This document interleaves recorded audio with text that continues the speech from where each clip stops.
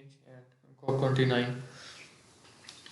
जो COP29, पहले तो COP क्या होता है? COP का मतलब है conference of parties, 29th conference of parties. ये यूएन के अंदर एक कॉन्फ्रेंस होती है। तो इसमें जो टॉपिक्स डिस्कस करेंगे क्लाइमेट चेंज और उसके इम्पैक्ट्स हैं जो वो डिस्कस करेंगे COP29 के कंटेक्स्ट में।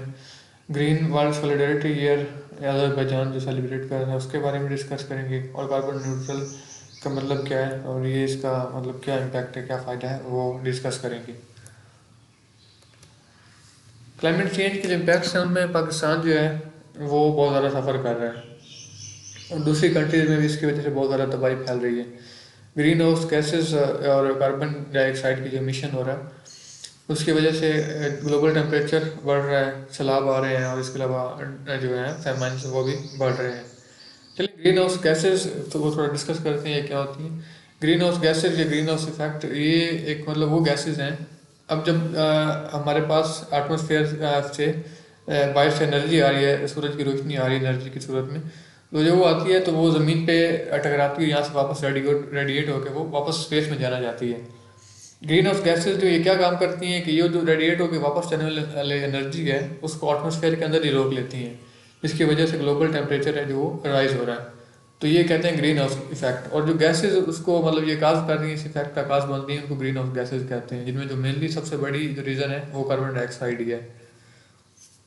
अच्छा, टेम्परेचर राइज होने की वजह से अर्थ को क्या नुकसान होता है कि वहाँ जो रेनफॉल्स के और वेदर पैटर्न है वो चेंज हो जाते हैं। जो एक्सेस रेनफॉल्स होती हैं उसकी वजह से फ्लड भी आ जाते हैं जो मतलब बहुत ज़्यादा बड़ी तबाही का बायस बनते हैं। ड्रॉट्स की वजह से, खुशहाली की वजह से सैंड और डस्ट स्टॉर्म्स आते हैं। फूड जो है सिक्योरिटी, फूड प्रोडक्शन वो उस पर बहुत ज़्यादा इसका असर पड़ता है, पानी की कमी हो जाती है। तो इसको किस तरह से कम किया जा सकता है, मतलब ड्रॉट्स को किस तरह कम कर सकते हैं और इस दूसरे इम्पैक्ट्स को किस तरह कम कर सकते हैं जब ग्लोबल टेम्परेचर है वो कम होगा। इसको कम करने के लिए मतलब थ्रू आउट कोई एक कंट्री तो नहीं कर सकती, थ्रू आउट ग्लोब पहले सबको इस पर काम करना पड़ेगा। यूएन क्लाइमेट चेंज ये एक फ्रेमवर्क है, United Nations framework convention on climate change. तो ये एक यूएन के अंडर ही एक सब्सिडरी उसका प्रोजेक्ट है पहले।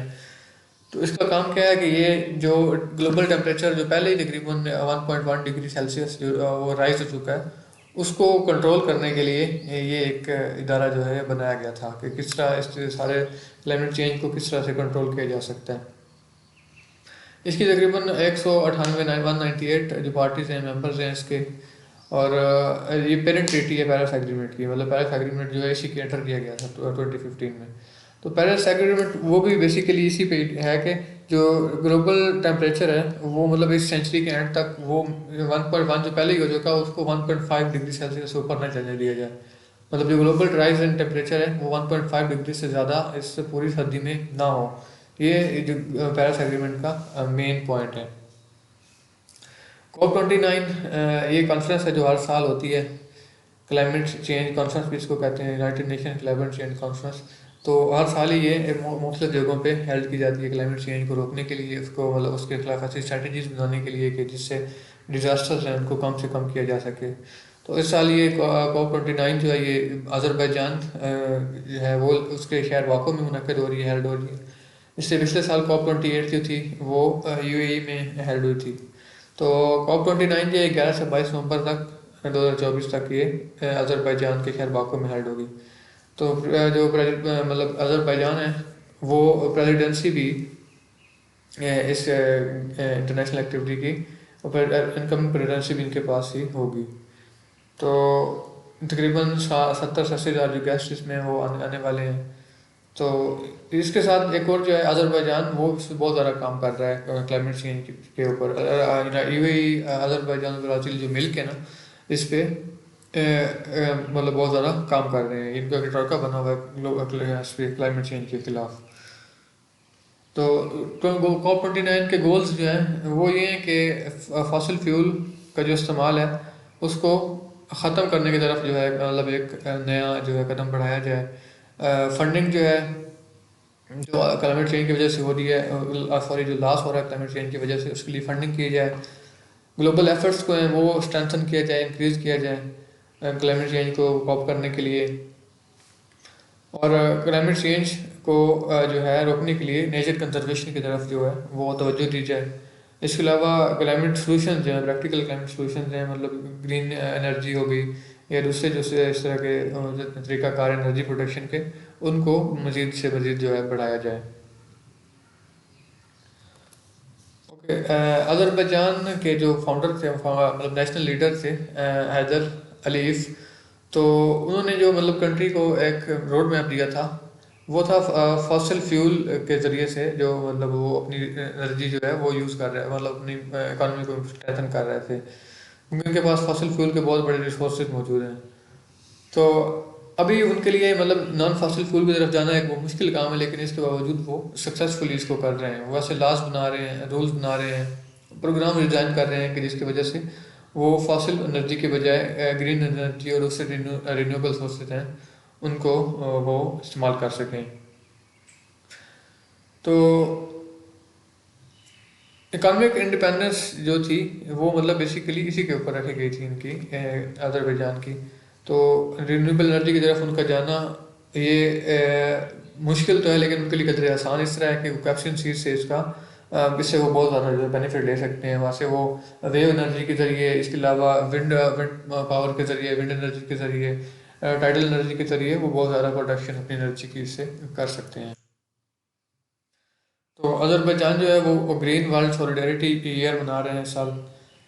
तो इसका उन्होंने इसको जो मेन उनका फोकस है वो ये है कि वो तकरीबन जो है रिन्यूएबल एनर्जी सोर्सेज हैं उसको अपनी टोटल एनर्जी का 30% तक वो लेके जाएं 2030 तक। और जो उनकी ग्रीन हाउस गैसेज की इमिशन है उसको कम से कम करें कि वो 40% जो ग्रीन हाउस गैसेज हैं वो कम हो जाएं 2050 तक, 2050 तक। तो उनके जो प्रेसिडेंट हैं इल्हाम अलीफ, उन्होंने 2024 को ग्रीन वर्ल्ड सॉलिडरिटी ईयर के तौर पे उन्होंने का ऐलान किया हुआ है। तो ये उनका कह लें कि एक किस तरह वो रेजोल्यूटेड है इसको उनका मतलब कितना इसमें वो फोकस कर रहे हैं क्लाइमेट चेंज के ख़िलाफ़। तो ये उनकी उनके पैशन को ये शो कर रहा है। कार्बन न्यूट्रल का मतलब होता है कि जहाँ पे कार्बन की प्रोडक्शन ना होने के बराबर हो, ये बहुत मतलब ये कहें कि कम से कम बिल्कुल ना ही हो, मतलब इसमें कार्बन डाइऑक्साइड की प्रोडक्शन कम से कम हो। तो इसमें उन्होंने मतलब जो काम किया जा रहा है कि जब पोस्ट कन्फ्लिक्ट जो रिहेबिलिटेशन होती है मुख्तलिफ इलाकों में, जैसे अब मिडल ईस्ट में जो कंट्रीज़ हैं उनकी रिहेबिलिटेशन के लिए वो काम होगा, तो उसमें इस चीज़ को जो है वो मेन पॉइंट के तौर पर रखा जाए कि वहाँ पर इन्वायरमेंटल फ्रेंडली जो है सारे इंफ्रास्ट्रक्चर बनाया जाए। इसके अलावा ट्रांसपोर्ट, एनर्जी प्रोडक्शन के जो दूसरे तरीके हैं इलेक्ट्रिसिटी के, उसके लिए इसको इस तरह से डिज़ाइन किया जाए कि वहाँ कार्बन प्रोडक्शन जो है वो कम से कम हो, कार्बन न्यूट्रल जोन हो 2050 तक, 2050 तक। अच्छा, उनका जो मिनिस्टर ऑफ इकोलॉजी और नेचुरल रिसोर्सेज हैं वो प्रिजाइड करेंगे COP29 को। तो उन्होंने जो है तुर्किया के, जर्मनी के, यूक्रेनिया के विजिट्स किए हैं इसी इसी कंटेक्स्ट में, और उनका नेक्स्ट विजिट है वो चाइना के लिए होगा। तो इनका अज़रबैजान का जो प्रिपरेशन वो कर रहे हैं इसके लिए क्लाइमेट चेंज के कॉप करने के लिए, ख़त्म करने के लिए, तो वो बहुत सारा यूएन की तरफ से उसको पॉजिटिव जो है रिस्पांस मिला है, उसको बड़ी मतलब वो तारीफ़ की गई है यूएन की तरफ से।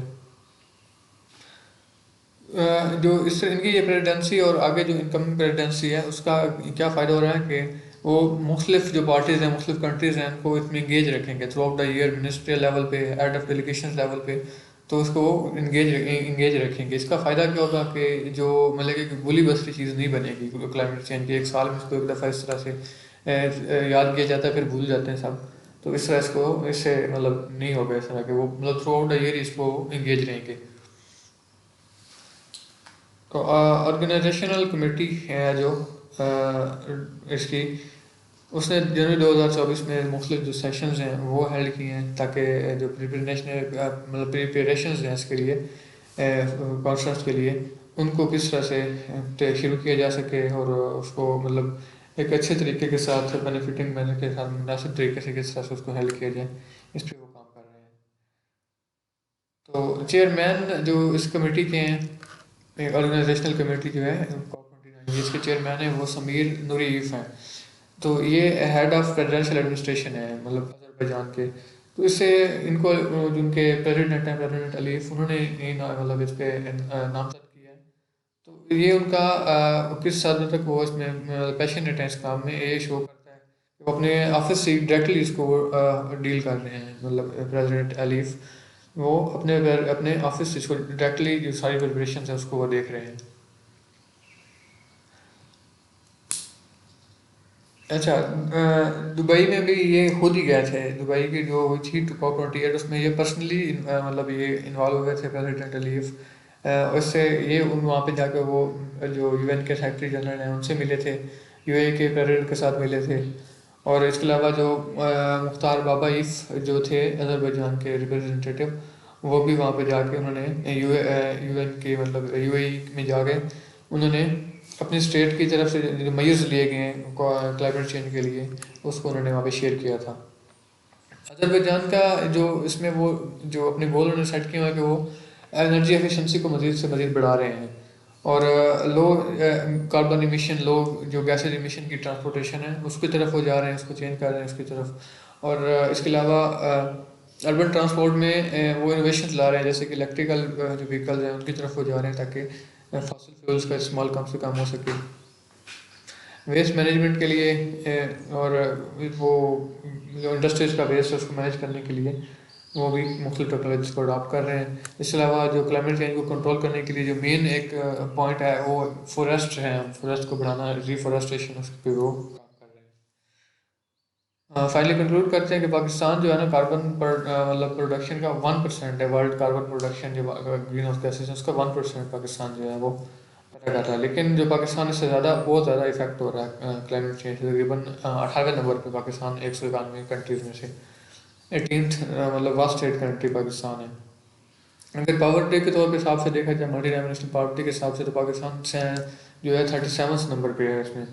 तो 1% कार्बन प्रोडक्शन के साथ इतनी ज़्यादा जो है वो हैवक हो रहा है पाकिस्तान में, तो वो एक मतलब कह लें कि एक बहुत बड़ा जो है वो पाकिस्तान के लिए डिजास्टरस है। फ्लड्स हो गए, साइक्लोन्स हो गए, ड्रॉट्स हैं, वो पाकिस्तान के इंफ्रास्ट्रक्चर को और इंसानी जानों के लिए बहुत ज़्यादा ख़तरे का बायस बन रहे हैं। देखा जाए इकॉनमी को अगर देखा जाए तो पाकिस्तान सिर्फ 2022 के जो फ्लड्स में तकरीबन 24 बिलियन जो पाकिस्तानी रुपीज़ हैं वो पाकिस्तान का लॉस हुआ था इसमें, इंफ्रास्ट्रक्चर में और दूसरी लाइफ स्टॉक वगैरह की डेथ्स में, क्रॉप्स की जो मतलब ख़राब हो जाती हैं उसमें तकरीबन 24 बिलियन रुपए का पाकिस्तान का नुकसान हुआ था। पब्लिक हेल्थ में नुकसान हुआ, फूड सिक्योरिटी में, और पूरी सोसाइटी को इसने बहुत ज़्यादा वो डिजास्टर्स इफेक्ट्स डाले हैं इसके ऊपर। अच्छा, पाकिस्तान COP29 में पार्टिसिपेट करके क्या कर सकता है कि एक इसमें पाकिस्तान लोगों को मतलब जो बाकी कंट्रीज हैं उनकी अटेंशन दिला सकता है कि वो कंट्रीज़ कौन सी हैं जो सबसे ज़्यादा ग्रीन हाउस गैसेस का बायस बन रही हैं। तो इसी के हिसाब से जो कंपनसेशन होगी, मतलब जितनी भी जो नुकसान हो रहे हैं पूरी दुनिया में, उसकी कंपनसेशन भी इन्हीं स्टेट से वो की जाए। मॉनेटरी कंपनसेशन उन्हीं से ली जाए ताकि वो जो सबसे बड़ा काज कर रहे हैं ग्रीन हाउस का नुकसान की बड़ी वजह भी वही है, तो जो कंपनसेशन है वो भी सबसे ज़्यादा उन्हीं से ली जाए। अच्छा, आते हैं इसकी वोकैबुलरी की तरफ। हैविक होता है तबाही को कहते हैं, वायलेंट और नीडलेस डिस्टर्बेंस को कहते हैं। ट्राइका होता है कि जिसमें तीन चीज़ों पे मुश्तमिल हो। और इसके अलावा कार्डिनल नंबर भी होता है एक, जिसका जो मतलब एक तीन का 1+1+1 का ट्राइका, इसको भी कहते हैं।